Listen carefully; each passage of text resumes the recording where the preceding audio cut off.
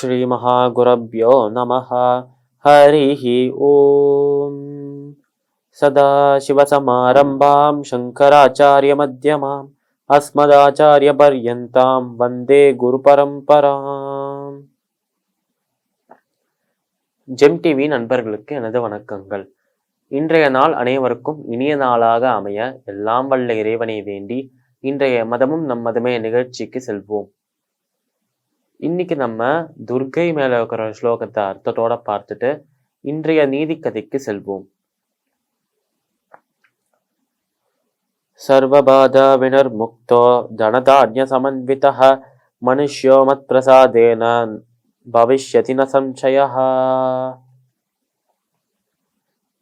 இந்த ஸ்லோகத்திற்குண்டான விளக்கம். சர்வபாதா வினர்முக்தோ தனதான்ய சமன்விதः. சர்வபாதா வினர்முக்தோ அதாவது அனைத்து விதமான கவலைகள், அனைத்து விதமான கஷ்டங்களிலிருந்தும் விடுதலை தராலாம். அதுலேருந்து நம்ம விடுபடுறதுக்கான வழியை காட்டுறாலாம் துர்கை தேவி, பார்வதி தேவி.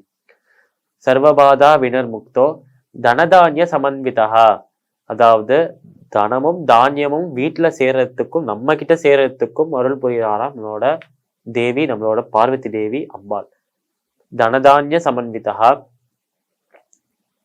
மனுஷ்யோ மத்பிரசாதேன பவிஷ்யதின சம்சயா அதாவது மனிதர்கள் ஆசைப்படும் விஷயங்கள் அனைத்தையும் தந்து மனிதர்களையே காக்கும் தேவி தான் நம்மளோட துர்கை தேவியாம்.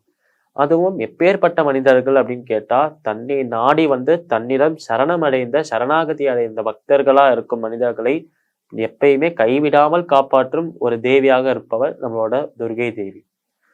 மனுஷ்யோ மத்பிரசாதேன பவிஷ்யதின சம்சயா அதாவது நிச்சயமாக அவர்களை காப்பாள் நம்மளோட தேவி துர்கை.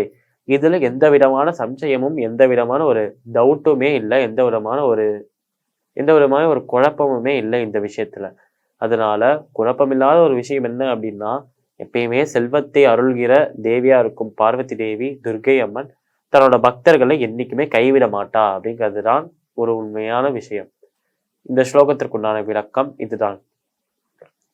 இப்ப நம்ம நல்ல நட்பு அப்படின்னு தலைப்புல ஒரு நீதி கதையை பார்க்கலாம்.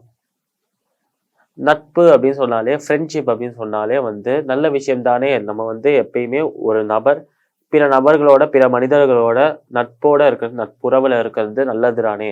இதுல என்ன நல்ல ஃப்ரெண்ட்ஷிப்னு ஒண்ணு இருக்கு, கெட்ட ஃப்ரெண்ட்ஷிப்னு ஒண்ணு இருக்கு. நல்ல நட்பு கெட்ட நட்பு அப்படின்னு கேட்டா, நட்புலையும் சரி உலகத்துல எந்த விஷயமாக இருந்தாலும் சரி அதுல நல்லது கெட்டது அப்படின்னு ரெண்டு விஷயம் இருந்தே தீரும் எப்பயுமே.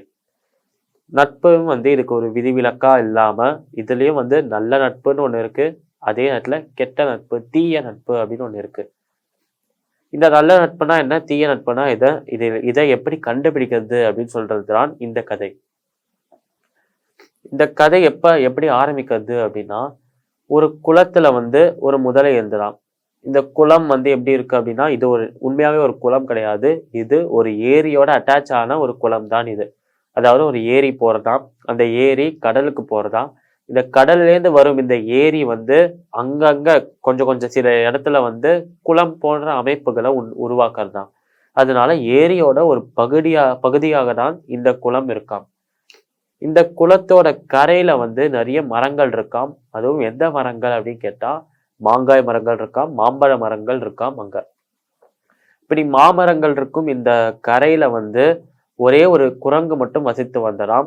இந்த குரங்கு அங்க தனியாக வசித்து வந்ததுனால நமக்கு நண்பர்கள் யாருமே இல்லை, நம்ம கவலைகளை தீர்க்கறதுக்காக நண்பர்கள், ஃப்ரெண்ட்ஸ் அப்படின்னு யாருமே இல்லை, எனக்கு ரொம்ப கவலையா இருக்குன்னு சொல்லிட்டு அந்த மாமரங்கள்லயே உட்காந்து அங்க இருக்கிற மாம்பழங்களை எடுத்து பறித்து சாப்பிட்றதுதான் இந்த குரங்கு.